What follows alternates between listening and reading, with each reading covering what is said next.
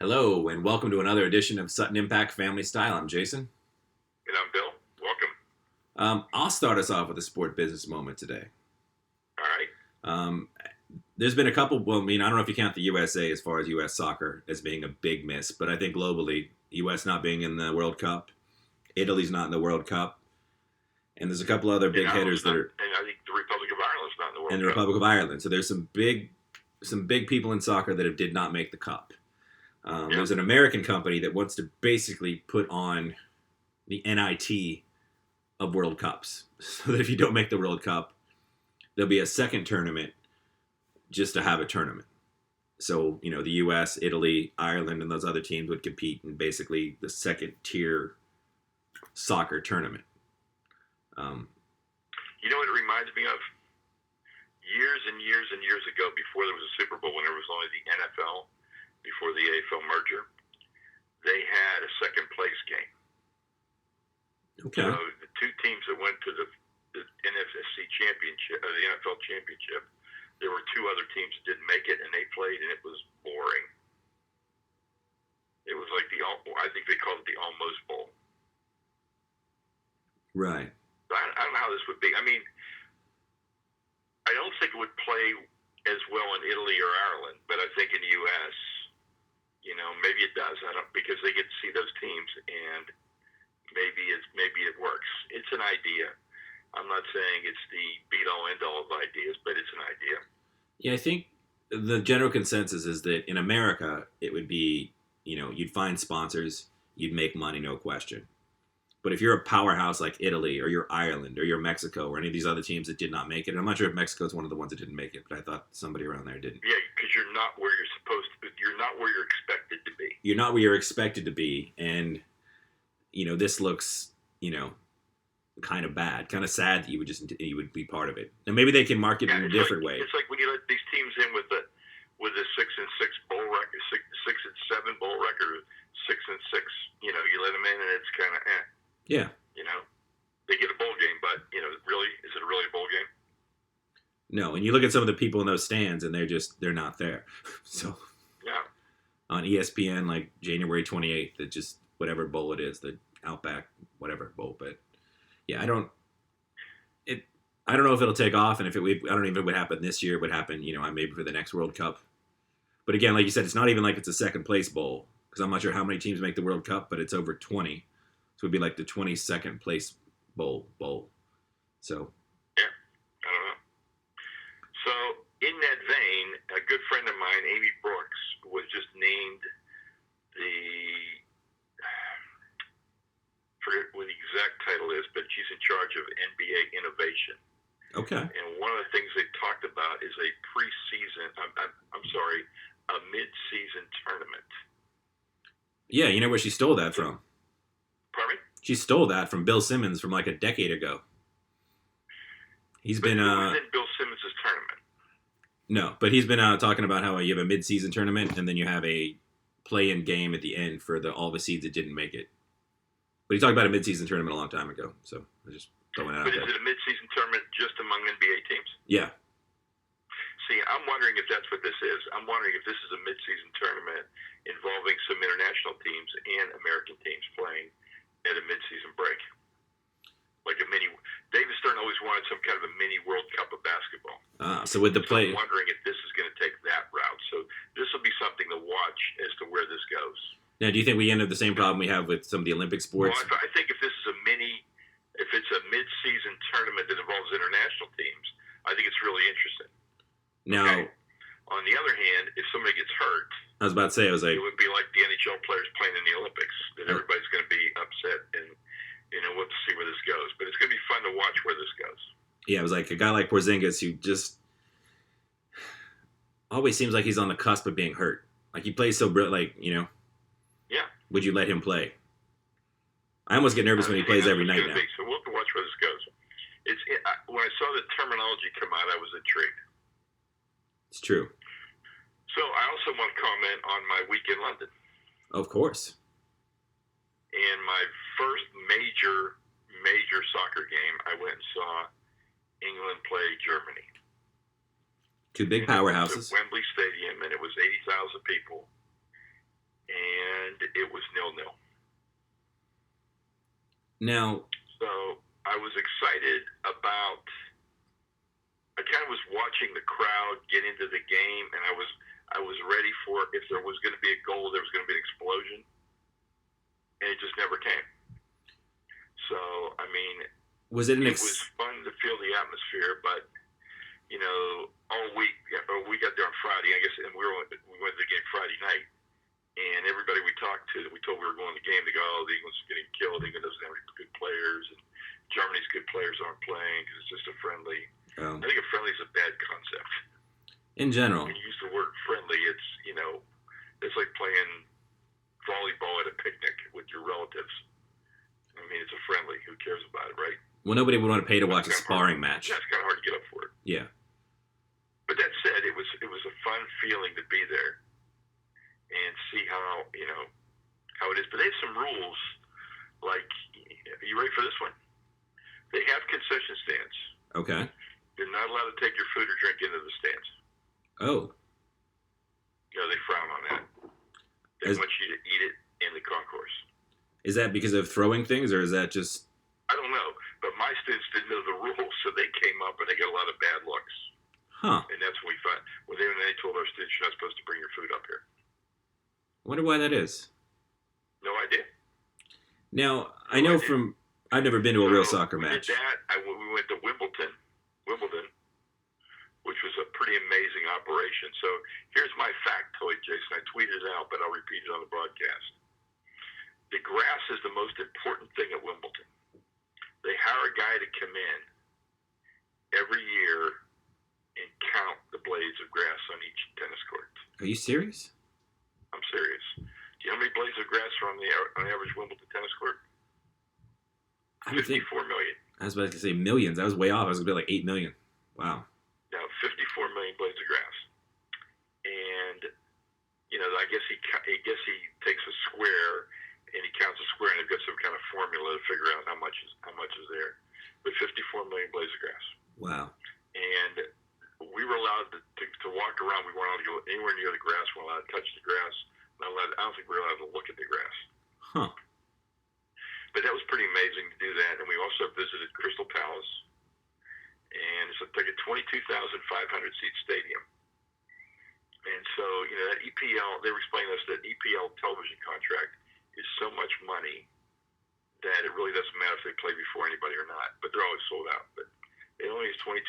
And there's only a couple stadiums that aren't that size in EPL, which I didn't know either. Now, is the MLS following that model over here? The smaller stadiums, or? Yeah, except for Seattle and Atlanta playing a pretty big, playing football stadiums, basically. Right. Now, when you're back to they soccer, pretty big ones. Okay. Now back to soccer. Were they doing the singing the entire time and all that sort of the chants and? No, they didn't sing. I mean, there wasn't anything to sing about. I think they sing when they score or they sing when they're ahead. But that was like a 0-0 game. So I heard a couple of chants, but they were like 2 seconds long. Oh, okay. Because I know for me personally, but then two of my students went to the Man City game today, and 2 of them went to the Arsenal game today. And one of them sent me a video of the Man City game. Mm-hmm. And when the guy scored, they were loud and singing and boisterous, and it was very, very cool. Okay, because I was always under the impression that they almost sang and had different cheers throughout the entire game, but I think I might have that impression. Maybe just because it was friendly, and it really wasn't 2 English teams. See, there really wasn't 2 English teams going at each other, so maybe that's what it was. Oh, okay. But yeah, it was a great week. That was a good experience. Right, in a less good experience, but highly entertaining in almost a reality TV show way. We've had the Jerry Jones, Roger Goodell, whatever you want to call this, public fight spat. Yeah, very interesting. I saw the quote about "I'm going to come after you with everything I have." Right, and if you thought Robert Kraft was tough, I'm going to show you what a not so nice word is that he was, implying that he was quite soft on Roger Goodell. I don't know. I mean, I was out all week, in London, so I didn't see any of it until I came back. What's the reaction to it? What are people saying? I think initially when his, when Roger Goodell's contract details came out, $50 million a year, 49.5, whatever you want to call it, a lifetime private jet, lifetime health care. Is that real or is that fake? That's real. And lifetime health care for his family. So initially the players were like, oh, lifetime health care for your family, which obviously caused quite a stir amongst the NFL players who don't get anywhere near lifetime health care. Yeah. The private jet, again, seemed a little bit excessive, I suppose, for life, once you're done with the job. And then, as a lot of people have liked to point out, and and this is one of those tough situations where I do count myself among them, but I don't know exactly what his job is. But $50 million a year, I don't think making money in the past 2 decades as the NFL commissioner would be very difficult. And I think even in the next 10 years won't be that difficult. I still think you're going to have major TV networks bidding as much as they possibly can for you, and you just pick the biggest offer. Plus Amazon, plus Netflix, plus Apple. I mean, they're all in the game. So, and then I look at these other parts of a job, like player safety, player discipline. He's botched both of those. Yeah. So initially, it looked like Jerry Jones had a really good case against him. But now when you put it into the context that all this came out after he found out, he was under the impression that he was good friends with Goodell, and Ezekiel Elliott was not going to be suspended for 6 games. And then as soon as he was suspended for 6 games, that's when he sort of lost his, he made his threats. So I think if you were going after him on job performance and talking about how ridiculous it is to pay somebody $54 or $59 million to do that every year, the players are obviously quite upset because it's like they don't think he does a very good job. I would be upset. I would want lifetime health care for my family too. Right. Or at least lifetime health care for you as the player, at the very least. Or if you play 5 years, you get guaranteed lifetime health care. Right, which seems completely reasonable considering how much money they make in that league. But now that it seems like it's a vendetta because he suspended Ezekiel Elliott, I think there's less... It took away a little bit of credence from Jerry Jones' argument, for better or for worse. Yeah, it did. No question. But again, I think, moving forward, I think 10 years from now, once we're further into the CTE and everything else, then I think, that's going to be a tough job making money with the NFL. But I don't think we're near that port yet. Do you? I don't think so either. No. It's still a lot of money. It's an obscene amount of money. It is. But it's, Jason, it would be what a head of a company that produced that kind of revenue would get. Whether it's football or pharmaceuticals or automotive or whatever. Right. It's true. And as we stick with NFL, I watched my first Thursday night football game of the year this year. Obviously the Steeler game, and I'm not going to go into details about how fantastic that was to watch as a Steeler fan. But, just like every single Thursday night game, the players before the game talked about how much they hate Thursday night football. Yeah. And the players after, even the winning team, talk about how much they hate Thursday night football. I've seen a lot of stats that technically there's not more injuries due to Thursday night football. But I would say as a viewer, Thursday night football in general has not been fun to watch. It's been a lot of lopsided games and a lot of sloppy games. And obviously when you're watching your favorite team destroy another team, it's entertaining for you as a fan. I absolutely enjoyed it. I even stayed awake coming back from London. Right. But as I said, that was my first Thursday night game because it's the one that I actually cared about. But I do sort of feel like that might be something that if you were commissioner, like, sort of that killing the golden goose thing, like, I thought Thursday was a little excessive already. Like, it's good to leave people wanting more. Like, I know you want to take all the money that you can at every single moment. But I think long term, I don't know if Thursday night football is still the best thing for football. Like, I don't go out of my way to watch a Thursday night football game. I'm probably in agreement. I'd probably go there with the players on this one.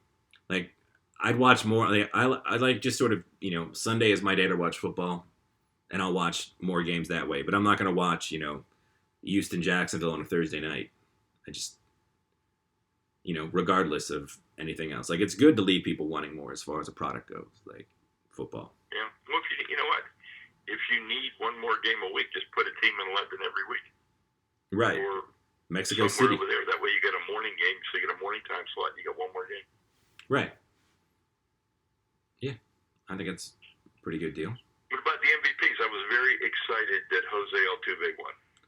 He is a phenomenal player. Like, he's so much fun to watch. I was very happy that he won. And that was very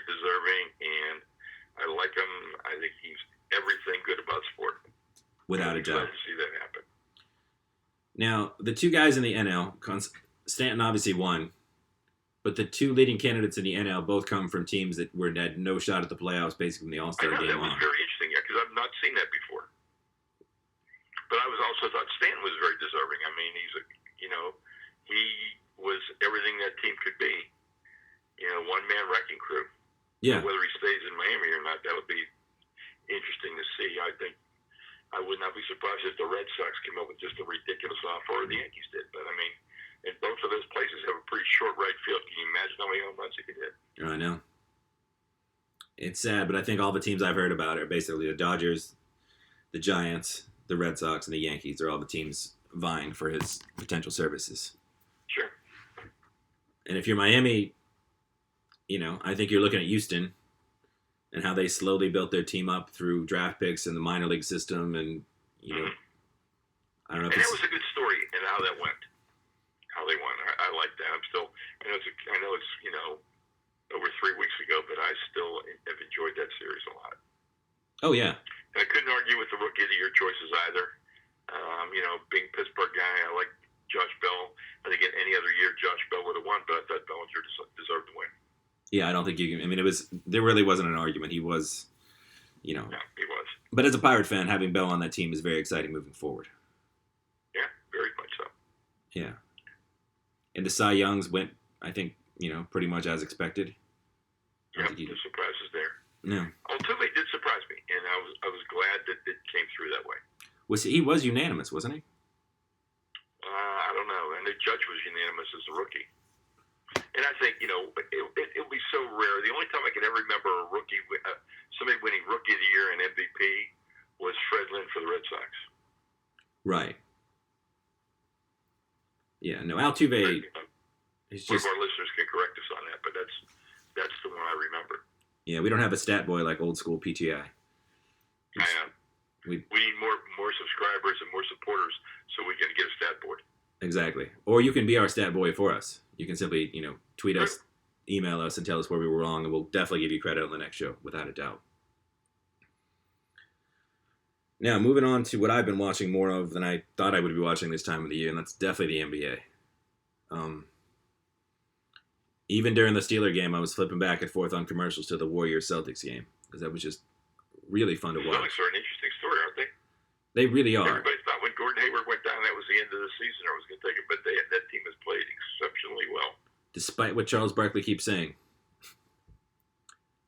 Charles Barkley does not like the Celtics. He rips on them all the time. Yeah, but I'll tell you what, they're playing well. And if you're Danny Ainge, you're sitting there watching Lonzo Ball, who on probably any other team would be benched right now. But the guy that drafted him, Magic Johnson, stuck his neck out so far and saying all these wonderful things about him. I don't think you can bench him, even though he probably deserves it. Markelle Fultz. What did I say? And I said I saw him play. I had no reasonable expectation in my mind that I would draft him in the top 3 players. No. Because you watch his game. I saw him play twice. Yeah, you watch his game and, he obviously shoots he looks like when you're a little kid trying to shoot threes, because he puts that ball so low to start, which is just bad form. And then he doesn't get to the rim. And I know he's a great passer with great, he's got great vision, but he doesn't, you watch even a Ricky Rubio, who now looks like that would be, you're hoping he can be Ricky Rubio someday at the way he's been playing right now. Yeah. But even though Rubio couldn't really shoot, Rubio was so quick and moving all over the court and making passes, and he seems very passive in his game. Mm-hmm. And he obviously makes the right pass when he gets the ball in his hands, but he's not looking to dominate the ball, get into the lane, and kick it out to the, it just, I don't know. And then you obviously... I'm still try to figure out my Oklahoma City guys, but I still think they'll be all right come March. I think so. And like I said, back to, Ainge, Fultz looks like he's got some sort of bizarre shoulder injury or mental health problems at this point that he can't get his game back together. And now you're Danny Ainge, and Jason Tatum looks awesome. Yeah. I watched him going up against KD, and he has absolutely no fear. Yeah, I love Marcus Smart on that team when he comes in the game. Although he did do one of the dumbest things I've ever seen last night. Isaiah Thomas went, made a beautiful move, made a layup, the layup's like halfway down, and he slaps the net for some reason, which caused the ball to jump out of the rim, which ended up being offensive goaltending. And I don't know exactly what he was doing. It seemed like he wanted to like swat the ball as it was coming down like extra hard, but it cost them 2 points. They ended up winning the game anyway, so I guess it doesn't really matter. But it did not look good. Yeah. And then the Milwaukee Bucks, since the trade, are 4-0, and they look fantastic. Yeah. And the Bucks, I like the Bucks. I like the way the Bucks are playing. And Aaron Gordon's playing well for the Magic. Aaron Gordon looks awesome this year. Yeah. Maybe it just took him a couple years to adjust his game to the NFL, the NBA, the speed of the game and the physicality of the game. I think it's a little bit of that. He clearly worked on his shot. And then I think it's good, too, because I don't think the other coaches they didn't really know what to do with him. And I think now they're letting him play his, he's been put in the best position for his skill set. Yeah, I mean, he's neither fish nor fowl. It's, you gotta let him do what he can do. Like, I know they tried to put him as a 3, and he's not a 3. I mean, I know that basketball is becoming much less position-oriented, but, I just think they've got him in a much better position to succeed. And that whole team, it's hard to say because they have a lot of guys in their contract year. It looks like they're finally, beginning to make some moves. Yeah. Towards a positive situation, which is nice to see as someone that's been to a ton of Magic games, and they've been sort of wallowing for, I don't even know how long, like 5 or 6 years now. Yeah. I mean, it's been fun to watch. Yeah. I suffered through my Oklahoma State game today. They were down 29 points, so I lost by 5, and they could have probably won the game. And he misfired 4 times, and the last time they had the ball with 2 minutes left near midfield. Disappointment. I think I attribute part of it to the fact that when Texas Tech lost today, there was pretty much no way Oklahoma State could make the Big 12 championship game, so I think there was a big letdown before the game even started. Well, but no excuse, you're still going to play the games. Yeah, without a doubt. But I never thought that team would lose 3 games this year. Never. No. Shocked. So a little bumped on that. On a positive note, I watched all 10 episodes. I as your mother would say, I binge raced Mindhunter this week on the flight back from London to Tampa, and loved it. Yeah, loved the acting, loved the storyline, loved the premises. Real interesting. I don't know. I really enjoyed it. I like the idea of how this behavioral sciences unit theoretically started. So it was pretty cool. No, it's very cool. I'm looking forward to the second season. I binge raced that the week before, actually. Yeah, I think it's set up nicely for the second. You can see it's not a reach now. It makes sense where they're going to go with the second season. It's not. It's really well. It's really they led into it very, very well. They had a good vision for when they started this thing. And I got to give these Netflix and Amazon and credit for this programming they're generating on their own. I think they're doing a great job of it. Really creative stuff. It's what's really nice, and I know that obviously advertisers and studios don't really like this part, is that now you can be a lot more niche. You can have a lot more programs that not everybody's going to like, but you're going to get a nice solid audience on.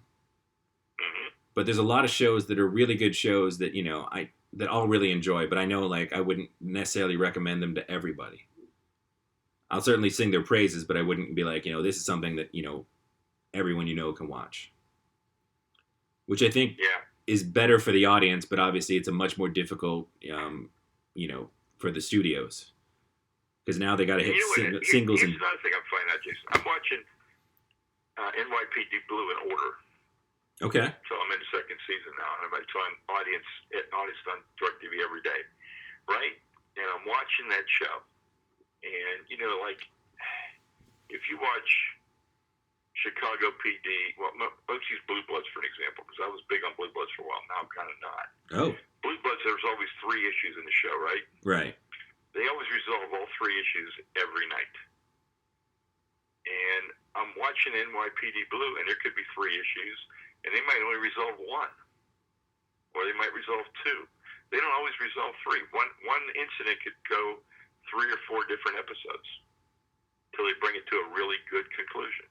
I just think that show is, I loved it when it was on, and I have to say right now I appreciate it more than ever based upon the crap on TV right now. Yeah, well, I guess I can just say, I mean, it's, if people like this show, I know it's a big hit, but I turned on How to Get Away with Murder on Netflix, which is one of the Shonda Rhimes shows, and yeah, I've not seen that yet. It's, I didn't even have high expectations. I knew it was a network show. I knew it was going to be a little, but it was really like a soap opera where they just sort of flew through the legal stuff. And it was really just about, character, but not really good character drama. Like you said, again, it was, just, I don't know.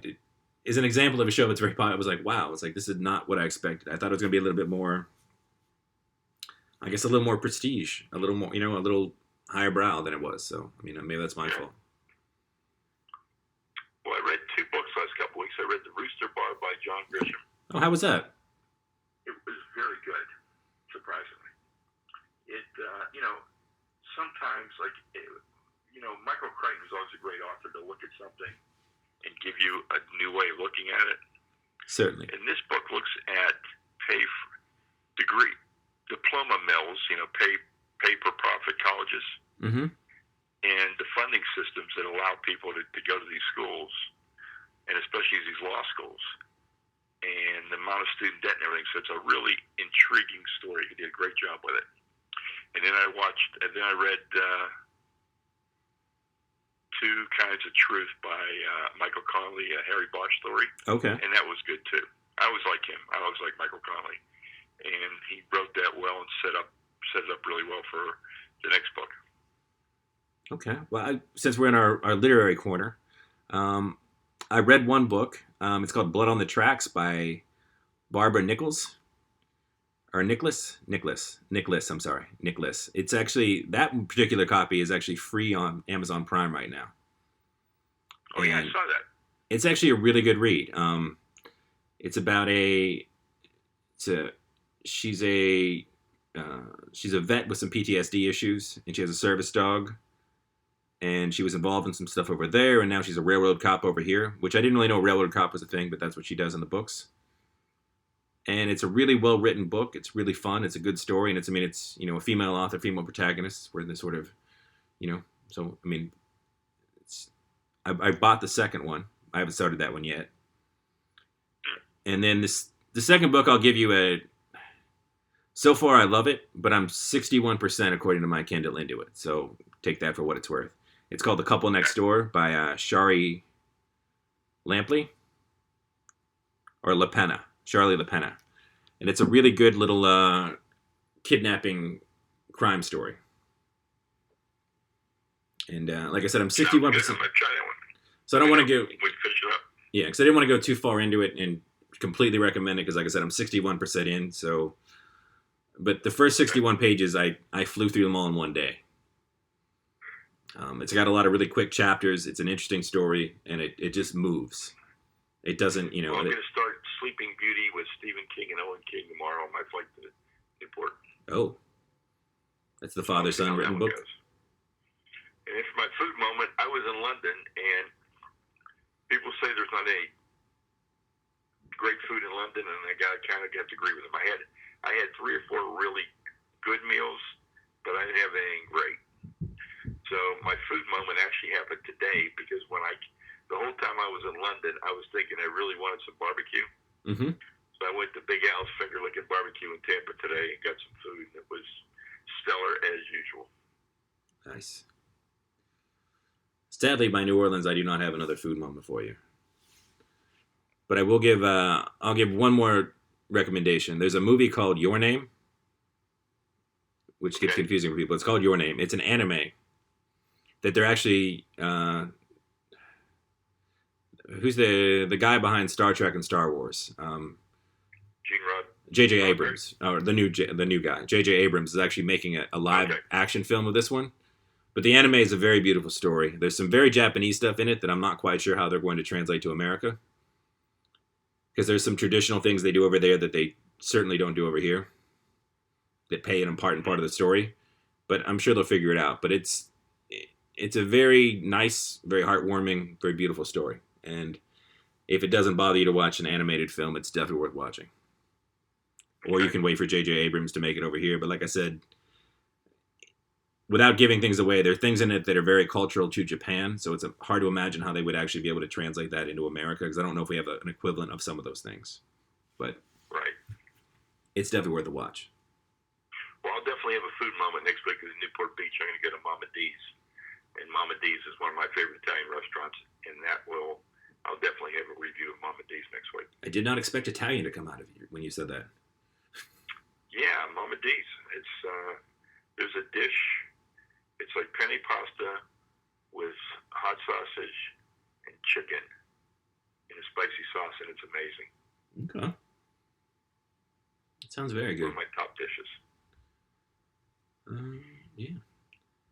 For the next few weeks, I'll just let our listeners know we may have been a little bit of a different sort of schedule with the holidays and some travel things coming up over the holidays, but we'll try to get as many episodes in as we can.